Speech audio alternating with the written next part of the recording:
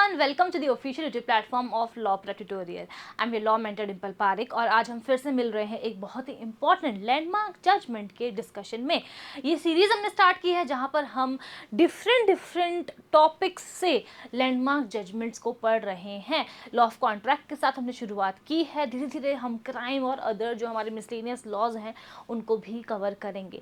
ये सीरीज़ आपको कैसी लग रही है आप कमेंट सेक्शन में ज़रूर से बताइएगा, और चैनल को अगर सब्सक्राइब नहीं किया है आपने अभी तक तो डेफिनेटली कर लीजिएगा और इस वीडियो को लाइक भी ज़रूर से करेंगे। इस सेशन को स्टार्ट करने से पहले मैं आपको एक क्वेश्चन पूछती हूँ कि फॉर एग्जांपल आप मेरे पास आते हो और मुझसे कहते हो कि मैम आपके पास जो आपके हैंड रिटन नोट्स है वो हैंड रिटन नोट्स आप मुझे 2000 रुपये में दे दो। मैंने आपको कुछ नहीं कहा, कोई जवाब नहीं दिया। आपको लगा कि ठीक है शायद 2000 ज़्यादा हो गया, आपने कहा कि ठीक है मैम एक काम करो 1500 रुपये में डील को डन करते हैं, आप अपने हैंड रिटन नोट्स मुझे दे दो। अब मैंने यहाँ पे भी कुछ नहीं कहा तो आप मुझसे ये कहते हो कि अगर अब आप साइलेंट रहते हो, अगर आप चुप रहते हो तो मैं ये समझ लूँगा या समझ लूँगी कि हमारे बीच में कॉन्ट्रैक्ट हो चुका है और ये हैंड रिटन नोट्स आप मुझे 1500 रुपये में देने के लिए तैयार हो। क्या आप ऐसा कर सकते हो? है ना, आप कोई जादूगर तो हो नहीं कि मेरे माइंड में क्या चल रहा है, मैंने आपकी बात को एक्सेप्ट किया भी है या नहीं किया है वो आप पढ़ लो और समझ लो। तो क्या ये पॉसिबल है? That is the question. और इसी क्वेश्चन का आंसर हमें towards the end of this session मिलेगा, बिकॉज आज हम डिस्कस करने जा रहे हैं the landmark judgement of Felthouse versus Bindley. अब ये जो पर्टिकुलर जजमेंट है ये कौन से ईयर में आया था? 1862 में। ठीक है, लॉ ऑफ कॉन्ट्रैक्ट का है ये, बहुत ही ज़्यादा इम्पॉर्टेंट जजमेंट आपके लिए, बिकॉज चाहे हम बात करें क्लैट पीजी की या क्लैट यूजी की, है ना, इस पर्टिकुलर कॉन्सेप्ट के बारे में तो बात हो ही जाती है। बिकॉज देखो मैंने आप लोगों को हमेशा बताया है कि हमेशा लॉ ऑफ कॉन्ट्रैक्ट में सबसे पहले ऑफर दिया जाता है जिसको सामने वाली पार्टी एक्सेप्ट करती है। ठीक है, ऑफर को अगर एक्सेप्टेंस मिलता है तभी जाकर के दो लोगों के बीच में एक प्रॉमिस बनेगा। ठीक है, अब ये जो एक्सेप्टेंस है ये किस तरीके से होगा, वैलिड एक्सेप्टेंस क्या होता है, कब एक्सेप्टेंस कंप्लीट होता है, इस पे क्वेश्चंस हमेशा फॉर्म होते हैं एग्जाम्स पे। तो आप भी जब पढ़ोगे लॉ ऑफ कॉन्ट्रैक्ट को इस एरिया पे फोकस ज़रूर से करिएगा। ठीक है, अब देखो नॉर्मली हम ये देखते हैं कि जब भी कोई डिस्प्यूट होता है वहाँ पे दो पार्टीज इन्वॉल्व होती हैं, फॉर एग्जांपल आप और मैं। ठीक है, बट जब हम बात कर रहे हैं इस पर्टिकुलर जजमेंट की तो यहाँ पर तीन पार्टीज इन्वॉल्व हैं। सबसे पहले हैं द नेफ्यू और फिर उनके अंकल। ठीक है, ये दोनों जो पार्टीज हैं इनके बीच में तो बात हो रही थी एक घोड़े को लेकर के, हॉर्स को लेकर कि भाई बेचना है कि नहीं बेचना है बताओ। बट फिर इनके बीच में एक और पर्सन शामिल था और वो था ऑक्शनर, जो कि उस पर्टिकुलर हॉर्स का ऑक्शन कर रहा था और उस हॉर्स के साथ और भी चीज़ें थी जिसका ऑक्शन वो कर रहा था। तो बेसिकली इस पर्टिकुलर केस में तीन इंपॉर्टेंट पार्टीज थी। ठीक है, कौन कौन थे? अंकल थे, ऑक्शनर थे और वो जो नेफ्यू थे वो थे। ठीक है, अंकल और नेफ्यू के बीच में बात हो रही थी हॉर्स को लेकर के और ऑक्शनर भी इसमें शामिल थे। अब हम चलते हैं towards the facts of the case और समझते हैं कि आखिर हुआ क्या था। मैंने आप लोगों को बताया है कि जब भी आप लैंडमार्क जजमेंट को कवर करोगे वहाँ आपको 3-4 इंपॉर्टेंट पॉइंटर्स का ध्यान रखना है। सबसे पहले इस पर्टिकुलर केस में हुआ क्या था। अब हुआ तो हुआ, ऐसा क्या इशू था या इश्यूज थे जिसकी वजह से ये कोर्ट के सामने गया, या फिर कोर्ट ने कौन से क्वेश्चंस का आंसर देते हुए कोई जजमेंट दिया। ठीक है, तो ये आपको पढ़ना है। और साथ ही में क्या आज भी इसकी रेलेवेंसी है या नहीं है, क्या इम्पैक्ट हुआ इस पर्टिकुलर जजमेंट को देने के बाद, ये सब कुछ आपको पढ़ना होता है। ठीक है, तो अब हम सबसे पहले देखते हैं कि आखिर इस पर्टिकुलर केस के फैक्ट्स क्या थे।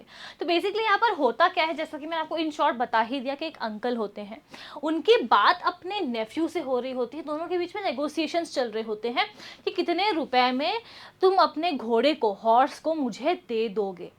अब बात होते होते क्या होता है, डिस्कशन एंड होता है और जो अंकल है वो अपने नेफ्यू को एक लेटर लिखते हैं और बोलते हैं कि अगर अब तुम्हारे एंड से मुझे कुछ भी सुनने को नहीं मिला, कोई भी लेटर नहीं आया, कोई भी कम्युनिकेशन नहीं आया, तो मैं ये समझ लूँगा कि इस अमाउंट में वो जो हॉर्स है वो मेरा हो गया। है ना, पूछा था मैंने आपको ये क्वेश्चन शुरुआत में ही जहाँ पर नोट्स की हमने बात की थी, तो वैसा ही यहाँ पर हुआ। यहाँ पर इनके बीच में डिस्कशन हुआ, उसके बाद एक लेटर भेजा गया कि अगर तुम कुछ नहीं बोलते तो मैं समझ लूँगा कि भाई वो घोड़ा इतने रुपए में मेरा हो गया।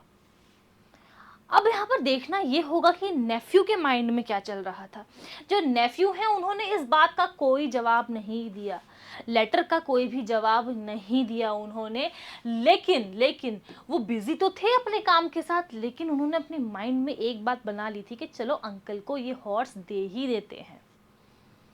तो अब पॉइंट नंबर 2 ये इंपॉर्टेंट है कि क्या माइंड में सोचने से ही हो जाएगा? आप खुद सोचो, आपने हैंड रिटन नोट्स के बारे में मुझसे बात की है ना, और फिर मैं माइंड में ही सोच रही हूँ कि ठीक है चलो आपको मैं दे दूंगी, और मैंने आपको कभी मुंह से बोला नहीं, क्या लिख करके नहीं दिया, एक्सप्रेस या इम्प्लाइड कुछ भी नहीं था। तो क्या सिर्फ सोच लेने से हो जाता है? हम अंतर्यामी तो है नहीं कि दिमाग पढ़ लेंगे किसी इंसान का कि उसके माइंड में क्या चल रहा है, वो एक्सेप्ट कर रहा है कि नहीं कर रहा है हमारे ऑफर को। ठीक है, तो यहाँ पर भी कुछ ऐसा ही हुआ कि नेफ्यू ने कोई जवाब नहीं दिया बिकॉज वो अपने कामों के साथ बिजी थे, लेकिन उन्होंने ये तो सोच लिया था कि चलो ठीक है काम करता हूँ, अंकल के जो ऑफर है उसे एक्सेप्ट कर लेता हूँ और ये हॉर्स उन्हीं को दे दूंगा। ये जो कम्युनिकेशन थी ये इन्होंने अंकल को नहीं दी थी, लेकिन जो ऑक्शनर थे उन्होंने उनको ये ज़रूर कह दिया था कि देखो तुम ऑक्शन तो कर रहे हो और भी बहुत सारे चीज़ों का, बट ये जो हॉर्स है इसका ऑक्शन मत करना क्योंकि ये हॉर्स अब बिक चुका है।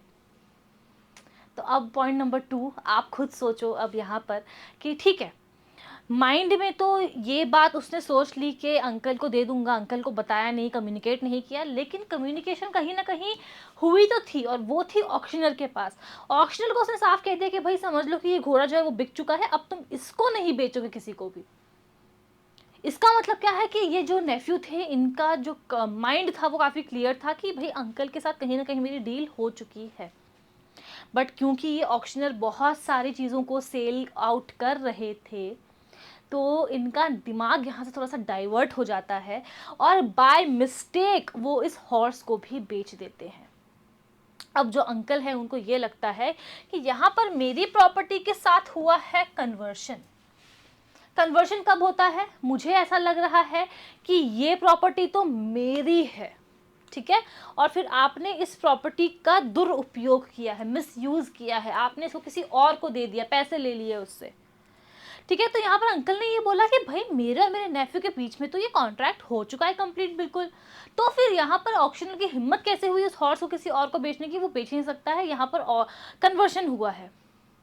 बट पॉइंट अब ये था कि क्या अंकल के पास कोई भी ऐसा सबूत था जिससे कि वो ये साबित कर पाते कि वो जो घोड़ा था, हॉर्स था, उसकी ओनरशिप अंकल के पास आ गई थी? क्या उनके पास ऐसा कुछ भी था ये प्रूव करने के लिए कि उनके नेफ्यू और उनके बीच में कोई भी वैलिड कॉन्ट्रैक्ट एग्जिस्ट करता है या हुआ था? और यही मैटर जो है वो कोर्ट के सामने पहुंचा। अब कोर्ट के सामने जब मैटर पहुंचा तो यहाँ पर 2 चीज़ें थी, ठीक है। सबसे पहला क्वेश्चन क्या था कि क्या अंकल और नेफ्यू के बीच में एक वैलिड कॉन्ट्रैक्ट हुआ है?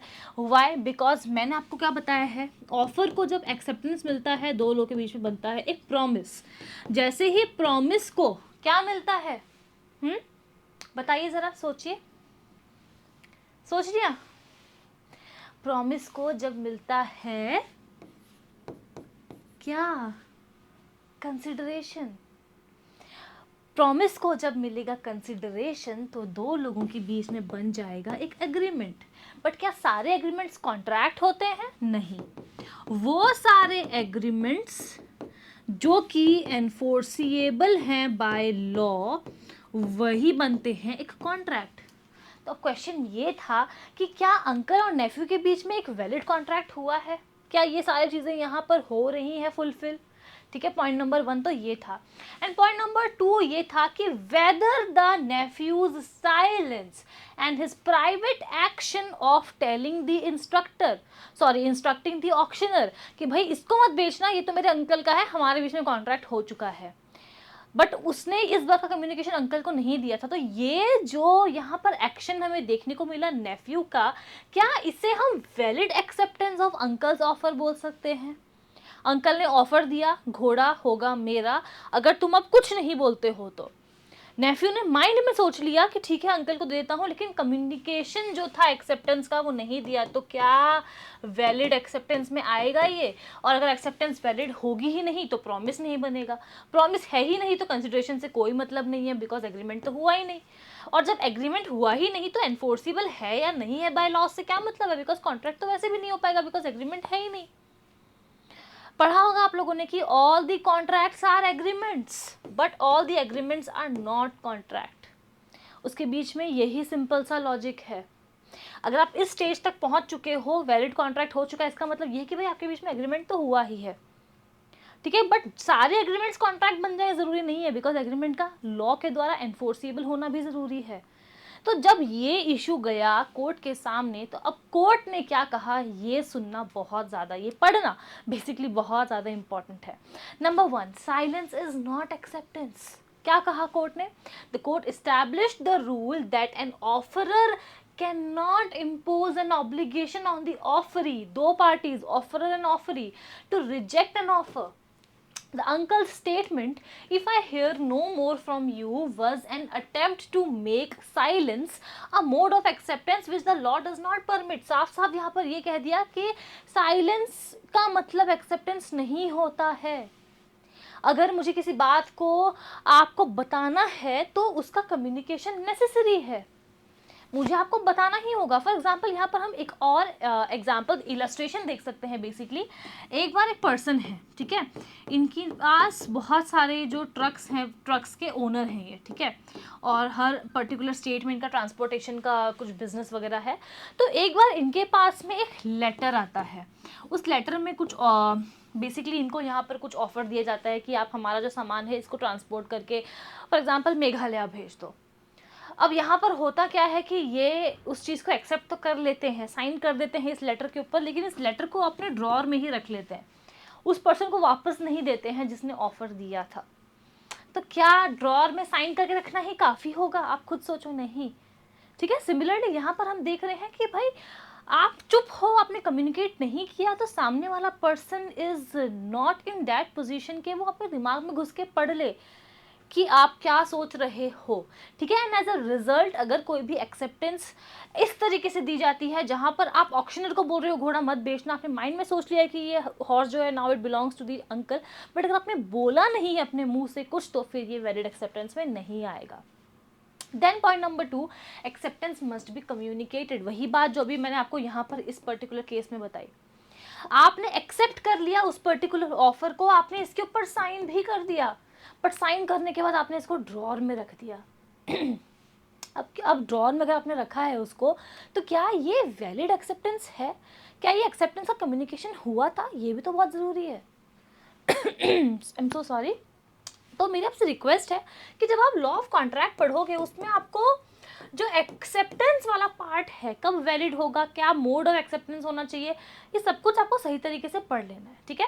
तो यहाँ कोर्ट ने क्या कहा? For a contract to be formed, acceptance of the offer must be clearly communicated to the offeror. The nephew's private intention to accept और his communication to third party, यानी कि वो auctioneer, was not sufficient. Since no acceptance was communicated to the uncle before the auction, there was no binding contract. Sorry, offer का acceptance ही नहीं हुआ है, जब valid acceptance हुआ ही नहीं है, कम्युनिकेशन नहीं हुआ है, तो इसका मतलब प्रॉमिस ही नहीं हुआ है, ठीक है। प्रॉमिस अगर नहीं हुआ है तो कंसिडरेशन है या नहीं, उससे तो फर्क पड़ ही नहीं रहा है, राइट। एंड देन एक और बात यहाँ पर कही कोर्ट ने, वो ये कि कोई भी प्रॉपर्टी यहाँ पर ट्रांसफर नहीं हुई थी। वाई, क्यों कहा कोर्ट ने? बिकॉज जो अंकल हैं उन्होंने ये बोला कि भाई मेरी प्रॉपर्टी का कन्वर्शन हुआ है यहाँ पर, this horse now belongs to me, और फिर मेरे होते हुए भी ये घोड़ा मेरा होते हुए भी ऑक्शनर ने इसको किसी और को बेच दिया, तो यहाँ पर हुआ है कन्वर्शन। इसी बात पे कोर्ट ने साफ साफ ये कह दिया कि भाई यहाँ पे कोई प्रॉपर्टी ट्रांसफर हुई ही नहीं थी, बिकॉज कोई कॉन्ट्रैक्ट था ही नहीं। अगर वैलिड एक्सेप्टेंस हुआ ही नहीं है, कम्युनिकेशन हुआ ही नहीं, तो कॉन्ट्रैक्ट कैसे होगा? और अगर कॉन्ट्रैक्ट हुआ ही नहीं है तो आप कैसे क्लेम कर सकते हो कि भाई यहाँ पे तो मेरी प्रॉपर्टी का कन्वर्शन हुआ है, बिकॉज वो प्रॉपर्टी कभी आपकी थी ही नहीं, ठीक है। आई बिलीव कि जो कुछ भी हम समझने की कोशिश कर रहे हैं, आपको समझाने की कोशिश कर रही हूँ, आपको समझ में आ रहा है, नहीं आए तब भी तो आप मुझे कमेंट करके पूछ सकते हो। एंड यस डेफिनेटली वो कौन से टॉपिक्स हैं जो आप आने वाले सेशंस में हमसे पढ़ना चाहते हो, B it of any subject, आप ज़रूर से हमें कमेंट करके बताइएगा। और अभी तक अगर देख रहे हो आप इस वीडियो को, लाइक ज़रूर से कर दीजिएगा। Now coming to the impact of the judgement. Impact में जाने से पहले लेट मी टेल यू कि अगर आपको मॉक टेस्ट देना है and if you are thinking कि मॉक टेस्ट कहाँ मिलेगा, कैसे मिलेगा, तो आप लॉ प्रेप ट्यूटोरियल की ऑफिशियल वेबसाइट को विजिट कर सकते हो। यहाँ पर आपको डिफरेंट मॉक टेस्ट मिल जाएंगे अकॉर्डिंग टू यू, आपको कितने फुल लेंथ मॉक टेस्ट चाहिए, ठीक है। सो आप इनको देख सकते हो। एंड यस, आपको मैं क्यों बता रही हूँ, बिकॉज जब हम बात कर रहे हैं जजमेंट्स की, है ना, तो जजमेंट के बारे में बात करेंगे और जो हमारे रीसेंट जजमेंट्स है उनके बारे में बात ना करें, ऐसा हो ही नहीं सकता है। ये तो वो लैंडमार्क जजमेंट्स है जो हम हमेशा से पढ़ते आ रहे हैं, evergreen cases, law of torts के हों, कॉन्ट्रैक्ट के हों, एट्सेट्रा।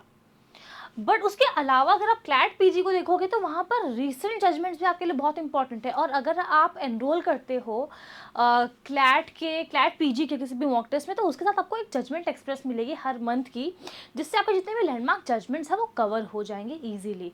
और साथ में आपको प्रैक्टिस क्वेश्चंस भी मिलेंगे, तो आप इनको चेकआउट कर सकते हो। लॉ प्रेप ट्यूटोरियल की ऑफिशियल वेबसाइट को आप विजिट कर सकते हो। अब हम देखते हैं कि इस पर्टिकुलर जजमेंट का इम्पैक्ट क्या था। इम्पैक्ट बहुत सिंपल सा था, जो कुछ भी अभी तक हम लोगों ने पढ़ा। सबसे पहले साइलेंस के ऊपर रूल आ गया था। सवाल क्या था कि क्या साइलेंस एक एक्सेप्टेंस होगा। कोर्ट ने क्या बोला इस पर्टिकुलर केस में कि silence can not amount to acceptance, हो ही नहीं सकता है। नंबर 2, रिक्वायरमेंट ऑफ कम्युनिकेशन, एक वैलिड कम्युनिकेशन होना चाहिए। सोच लिया और छोड़ दिया, सोच लिया और किसी थर्ड पार्टी को बोल के छोड़ दिया, अरे जिसने आपको ऑफर दिया है उसको तो आप कम्युनिकेट करो कि आपके माइंड में क्या चल रहा है। सोचा और एक कागज़ पे, पेपर पे लिख के छोड़ दिया, साइन करके छोड़ दिया, कम्युनिकेट कभी किया ही नहीं, क्या ये वैलिड होगा? No. And also the objective test of agreement, ये क्या है भाई? यहाँ पर हमें ये देखने को मिला कि इवन दो अंकल भी घोड़ा खरीदना चाहते थे और नेफ्यू के माइंड में भी था कि चलो ठीक है, अंकल को इतने रुपए में ये घोड़ा दे देते हैं। हालांकि यहाँ पर जो उसने ऑक्शनर तक को बोल दिया था कि इस घोड़े को किसी को मत बेचना, now it belongs to the uncle. But still हमें यहाँ पर एक चीज़ देखने को मिलेगी, चलो ठीक है, मीटिंग ऑफ माइंड्स तो था, है ना। मीटिंग ऑफ माइंड्स को लेकर एक बहुत इंपॉर्टेंट मैगजिम है, अगर आपको याद है तो आप मुझे ज़रूर से बताना कमेंट करके, ठीक है। तो मीटिंग ऑफ माइंड तो यहाँ पर था, बट क्योंकि यहाँ पर कम्युनिकेशन नहीं हुआ था, तो मीटिंग ऑफ माइंड्स से ही कुछ नहीं होगा, ठीक है। सिर्फ और सिर्फ आपके और मेरे ख्यालात मिल रहे हैं, इससे कुछ नहीं होगा। एक्सेप्टेंस भी तो होना चाहिए, कम्युनिकेशन भी तो होना चाहिए। और यही बात यहाँ पर कोर्ट ने कही। अब आप मुझे ये कमेंट करके बताओगे कि क्या इस पर्टिकुलर रूल का कोई एक्सेप्शन है या नहीं है। And that is all about it. I will see you all in the next session. Thank you so much. And yes, कोई भी डाउट हो, दिक्कत हो, परेशानी हो, आप कमेंट सेक्शन में कमेंट करके हमें पूछ सकते हैं। Thank you so much.